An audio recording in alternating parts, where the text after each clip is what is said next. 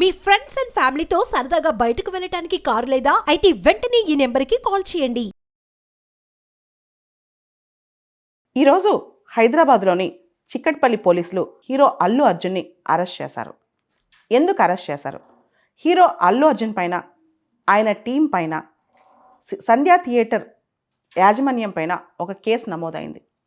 December 4వ తారీఖు night ఏదైతే Allu Arjun movie premiere show ఉందో, ఫ్యాన్స్ కోసం వేసే షో ఉందో, దానిలో తొక్కిస్లాట్ జరిగి ఎక్కువ మంది ఫ్యాన్స్ వచ్చేసేసి ఒక అమ్మాయి చనిపోయింది, ఆవిడ పిల్లలు క్రిటికల్గా ఉన్నారని చెప్పి ఆ మరుసటి రోజు డిసెంబర్ 5వ తారీఖున ఆ కుటుంబం ఫైల్ చేసింది పోలీస్ కేసు. ఆ పోలీస్ కేసు ఆధారంగా చిక్కట్పల్లి పోలీస్ స్టేషన్లో ఎఫ్ఐఆర్ నమోదైంది. దానికి సంబంధించి చాలామంది ఇప్పటికీ అరెస్ట్ చేశారు. ఎఫ్ఐఆర్లో ఉన్న వాళ్ళని, సంధ్యా థియేటర్ యాజమాన్యంని, తర్వాత అల్లు అర్జున్కి సంబంధించిన వాళ్ళని. ఈరోజు అల్లు అర్జున్ని అరెస్ట్ చేశారు. అల్లు అర్జున్ని అరెస్ట్ చేయడాన్ని ఏ సెక్షన్స్ కింద మనం చూడొచ్చు? సెక్షన్ 105 అండ్ 118 ఆఫ్ భారత న్యాయ సంహిత. సెక్షన్ 105 ప్రకారం culpable homicide not amounting to murder అనమాట. సెక్షన్ 118 ప్రకారం causing hurt or grievous hurt, దీనికి సంబంధించి 118 అనే సెక్షన్ ఉందన్నమాట. సో ఈ సెక్షన్ మీద అల్లు అర్జున్ అరెస్ట్ చేశారు. అసలు అల్లు అర్జున్ ఆల్రెడీ తెలంగాణ హైకోర్టులో కేసు ఫైల్ చేశారు. ఈ కేసులో ఎఫ్ఐఆర్లో నా పేరు పెట్టారు, నాకేం సంబంధం లేదు, నా కేసు క్వాష్ చేయండి, నా ఎఫ్ఐఆర్ క్వాష్ చేయండి అని చెప్పి ఆయన ఆల్రెడీ తెలంగాణ హైకోర్టులో పిటిషన్ కూడా వేశారనమాట. అయితే ఇక్కడ మొత్తం ఎపిసోడ్లో ఎవరి తప్పుంది, సమాజం ఎవరి పట్ల వేలెత్తి చూపిస్తోంది? ముందుగా అల్లు అర్జున్ అండ్ టీం ఎవరైతే వస్తున్నారో దానికి సంబంధించి పోలీస్ స్టేషన్కి ఇన్ఫర్మేషన్ ఉందా? పోలీసులకి ఇన్ఫర్మేషన్ ఉందా క్రౌడ్ మేనేజ్మెంట్ గురించి? రెండోది సంధ్యా థియేటర్. మనందరూ తెలుసు, ఏ సినిమా రిలీజ్ అయినా సరే చిక్కట్పల్లి ఏరియాలో సంధ్యా, సుదర్శన్ ఇవన్నీ చాలా పాపులర్ థియేటర్స్. వీళ్ళందరూ నిజంగా థియేటర్స్ని 1,00,000 మంది, 50,000 మంది ఫ్యాన్స్ వస్తే ఆ థియేటర్ తట్టుకునే శక్తి దానికి ఉందా? ఆ కన్స్ట్రక్షన్కి ఉందా? ఆ ప్రాపర్టీకి అసలు అంత శక్తి ఉందా? మూడోది హీరో ఎంటర్ అయ్యేటప్పుడు, హీరోతో పాటు టీం ఎంటర్ అయ్యేటప్పుడు వాళ్ళు ఇదంతా ఊహించగలిగారా? దీనిలో ఇంటెన్షన్ ఉందా, మెన్స్రియా ఉందా, లేదా నెగ్లిజెన్స్ ఉందా? ఇవన్నీ ఫైండ్ అవుట్ చేయాల్సిన అంశాలన్నమాట. అన్నిటికన్నా ముఖ్యం, ఇలాంటి మూవీస్ రిలీజ్ అయ్యేటప్పుడు, ఏదైతే ఎక్కువ రోజు నుంచి ఫ్యాన్ ఫేర్ ఎదురు చూసిన మూవీస్ రిలీజ్ అయ్యేటప్పుడు తీసుకోవాల్సిన ప్రికాషన్స్ తీసుకుంటున్నారా? ఇవన్నీ పక్కన పెడితే, ఓ పక్క హీరో చెప్పకుండా వచ్చాడు, హీరో టీం చెప్పకుండా వచ్చింది, హీరో ఇండైరెక్ట్గా దీనికి కారణమయ్యాడు అంటున్నారు. రెండో important issue, most important issue, అసలు ఇంతమంది ఒకటేసారి రావడానికి అవసరం ఏంటి? అంతమంది ఎందుకు వచ్చారు? అంత తొక్కిసలాట ఎందుకు జరిగింది? దీనికి సంబంధించి సూమోటోగా అసలు పోలీసులు అక్కడికి వచ్చారా? ఇన్ని ఇష్యూస్ అక్కడ ఉన్నాయన్నమాట. వీటన్నిటిని ఆలోచించి బేరీజు వేసి నిజ నిర్ధారణ జరగాలి. చట్టం ముందు అందరూ సమానులే, అసలు తప్పే లేదు. చట్టం హీరో అయినా, పొలిటీషియన్ అయినా, పెద్ద సీఎం అయినా, పీఎం అయినా, నువ్వైనా, నేనైనా అందరూ ఒకటే చట్టం ముందు. అయితే ఈ చట్టాన్ని ఎంతవరకు ఎవరు అతిక్రమించారు? ఆ ప్రొపోర్షనాలిటీ ఆఫ్ క్రైమ్ ఎంత, నెగ్లిజెన్స్ ఎంత, దానిలో మెన్స్రీ ఎంత, అంటే గిల్టీ ఇంటెన్షన్ ఎంత?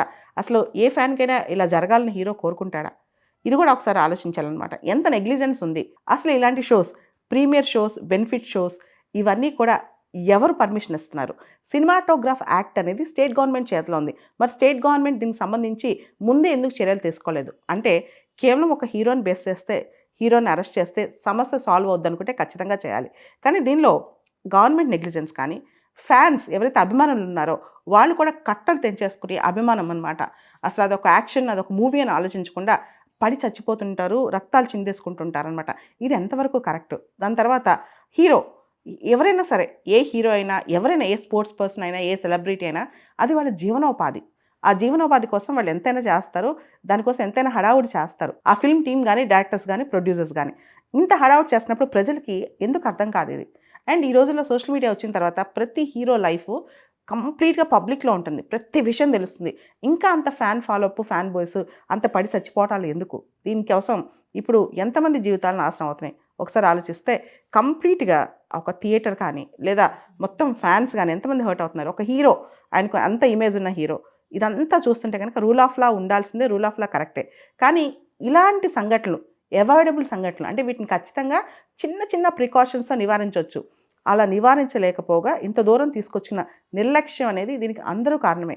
దీనికి ఒక పక్క ప్రభుత్వం, ఇంకో పక్క టీం, ఆ మూవీ టీం మొత్తం, ఇంకో పక్క మొత్తం ఈ ఫ్యాన్ బేస్, వీళ్ళందరూ కూడా కారణమేనని నేను అంటాను. అంతేగాని ఒక హీరోనో లేకపోతే ఒక ఫ్యాన్నో బేస్ చేసుకుని ఇది కేసులు కానీ, ఎఫ్ఐఆర్లు కాదు.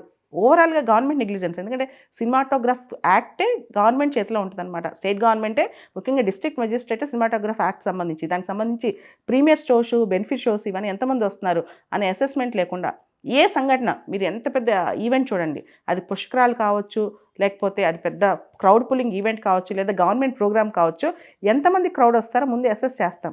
క్రౌడ్కి సంబంధించి పోలీస్ స్టేషన్లో ముందే చెప్తాం అనమాట. చెప్పకపోయినా అంతమంది క్రౌడ్ వస్తున్నారని తెలిసి పోలీసులు సుమోటోగా కూడా వాళ్ళే వచ్చి దాన్ని కంట్రోల్ చేయొచ్చు అనమాట. ఇన్ని ప్రికాషన్స్ ఉన్నాయి. అండ్ అంత పెద్ద క్రౌడ్ వచ్చేటప్పుడు ఒక మెడికల్ టీమ్ ఇమీడియట్గా అక్కడ ఎందుకు లేదు? ఇంకో క్వశ్చన్ ఏంటంటే, అంత పెద్ద క్రౌడ్ వచ్చినప్పుడు ఒక మెడికల్ టీం అక్కడ ఇమీడియట్గా ఎందుకు లేదు? అమ్మాయికి అంబులెన్స్ కానీ ఇమీడియట్ రెస్పాన్స్ ఎందుకు జరగలేదు? మనం కనుక ఆ ఇన్సిడెంట్ జరిగినప్పుడు ఒక వీడియో చూస్తే, ఒక లేడీ పోలీస్ అమ్మాయికి సిపిఆర్ ఇస్తుందన్నమాట.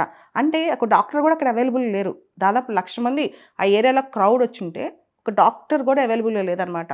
మేము ఉండే ప్లేస్కి ఖచ్చితంగా సంధ్యా థియేటరు, ఈ ఇన్సిడెంట్ జరిగిన ప్లేస్ అనేది కిలోమీటర్ దూరం కూడా లేదనమాట. కానీ ఆ ఇన్సిడెంట్ ఇంత దగ్గరలో జరగటం, ఇంత బాధాకరమైన అంశాలు జరగటం, అది ఇంత దూరం రావటం, అంటే ఇంత నెగ్లిజెన్స్ అనేది, నిర్లక్ష్యం అనేది ఇంత దూరం రావటం, దీనికి కేవలం ఒక హీరోని తప్పంటే మాత్రం కరెక్ట్ కాదు.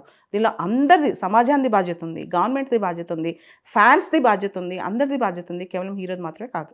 మొత్తంగా ఫిల్మ్ ఇండస్ట్రీ, సినీ పరిశ్రమ కూడా ఒక పరిశ్రమే. ఫిల్మ్ స్టార్స్ కూడా వాళ్ళ లైవ్లీహుడ్ కోసం పనిచేస్తారు. ఇన్ఫ్యాక్ట్ భారతదేశంలో ఈ డెమీ గాడ్ వర్షిప్ అనమాట. అసలు ఫస్ట్ బెనిఫిట్ షోస్కి, ప్రీమియర్ షోస్కి ఇంత పెద్ద ఫిల్మ్ ఒకటి లాంచ్ అవుతుంటే చిన్నపిల్లలు ఎందుకు తీసుకొస్తున్నారు? పసికందులను ఎందుకు వేసుకుని సినిమాలకు వస్తారు? ఇది పెద్ద క్వశ్చన్ అనమాట. ఇంతమంది వస్తారని తెలిసి చాలామంది ఫస్ట్ షోకి చాలామంది వస్తారని చెప్పి చిన్న పిల్లలు వేసుకుని సినిమాకి వస్తారు. వాళ్ళ జీవితం ఆరిపోతే, వాళ్ళ జీవితం మంట కలిసిపోతే ఎవరికి సమాధానం చెప్పాలి? ఇవన్నీ పక్కన పెడితే ఇండియాలో ఫిల్మ్ స్టార్ లైఫ్ కూడా చాలా వాకింగ్ అనే టైట్ రోప్ అనమాట. చాలా కష్టం వాళ్ళ జీవితం కూడా.